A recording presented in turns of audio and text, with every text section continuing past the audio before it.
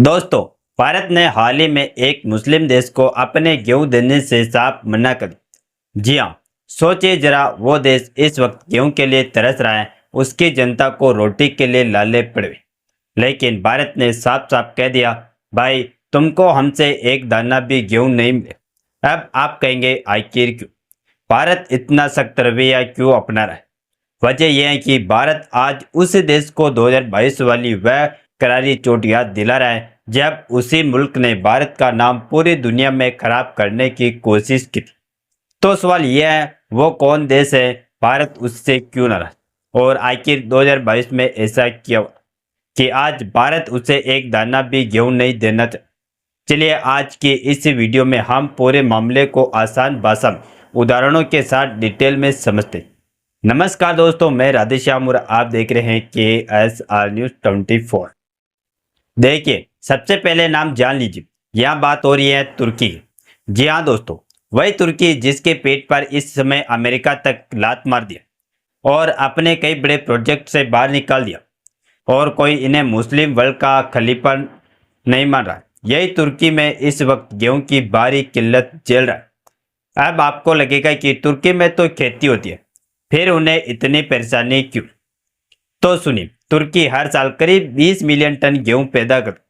यह सुनने में बहुत ज़्यादा लगता है, लेकिन दिक्कत यह है कि तुर्की की पूरी जनता गेहूं और मैदे से बनी चीज़ें खूब खाती है, जैसे ब्रेड, पास्ता, बेकरी आइटम। यह सब उनकी डेली डाइट का हिस्सा है। अब मांग इतनी भारी है कि तुर्की अपनी ज़रूरत पूरी करने के लिए बाहर से भी गेहूं मंगाता है।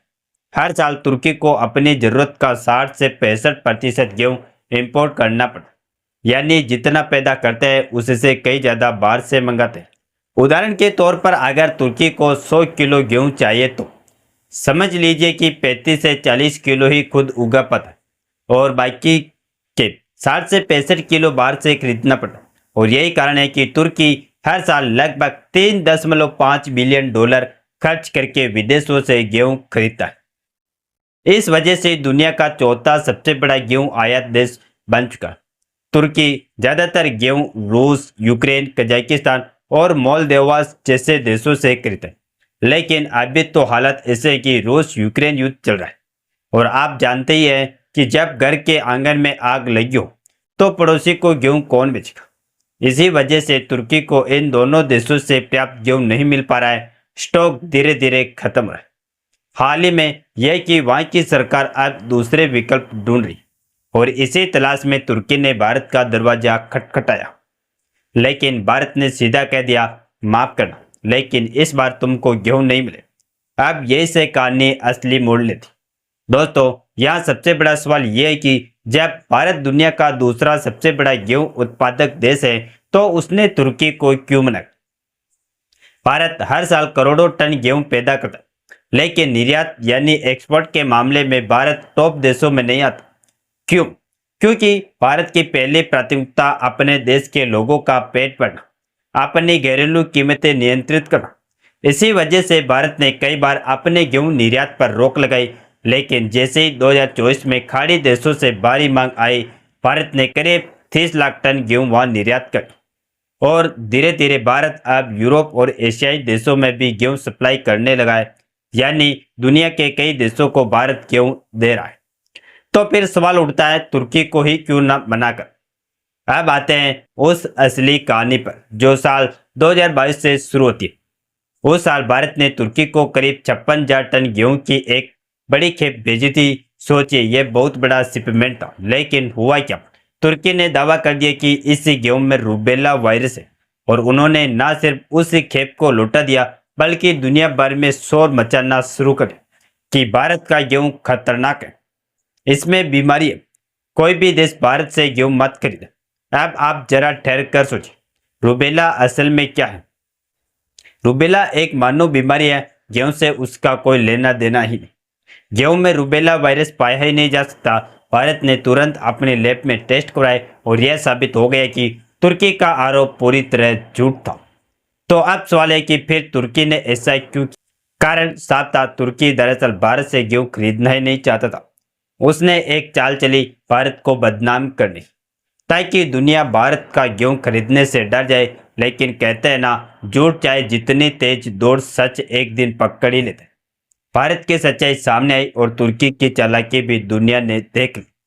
इस घटना के बाद भारत और तुर्की के रिश्ते काफी बिगड़ गए। भारत सरकार को भी यह बात अच्छे से समझ आ गई कि तुर्की भरोसेमंद पार्टनर नहीं। कमाल की बात क्या है कि इस समय साल 2022 में ही तुर्की ने जिस गेहूं को रिजेक्ट किया, उसी गेहूं की कंसाइनमेंट को भारत ने इजराइल में भेज दिया और इजराइल ने खुशी खुशी उसे एक्सपेक्ट भी कर लिया। आप सोचिए, आज वही तुर्की जब खुद गेहूं के लिए तरस रहा है, तो भारत क्यों उसे अपने गेहूं का एक दाना भी दे?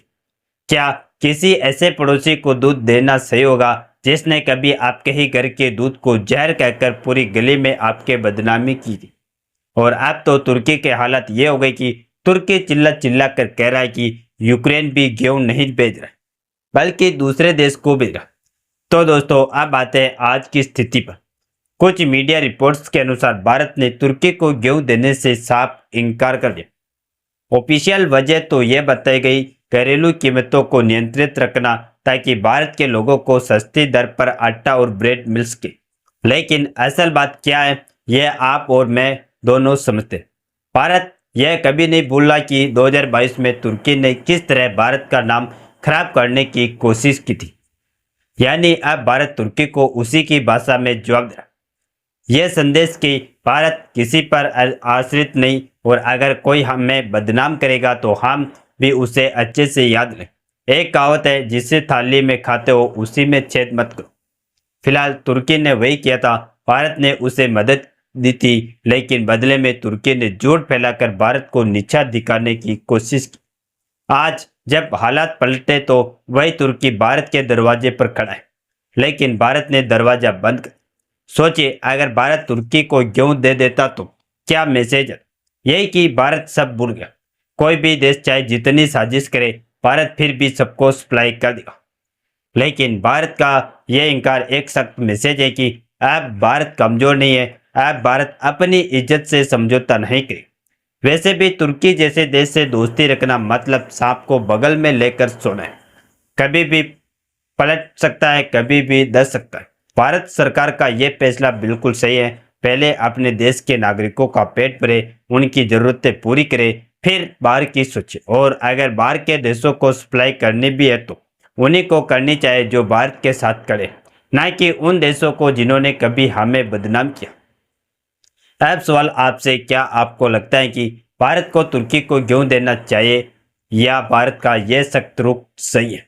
आप अपनी राय कमेंट में जरूर बताएं और इस वीडियो को एक लाइक करके अपने मित्रों तक शेयर जरूर करें, ताकि उन्हें भी जानकारी मिल सके। इसी तरह और भी नॉलेजेबल वीडियो देखने के लिए हमारे चैनल KSR न्यूज को सब्सक्राइब करके बेल आइकन को ऑल पर जरूर सेलेक्ट करें। जय श्री राम, जय जय भारत।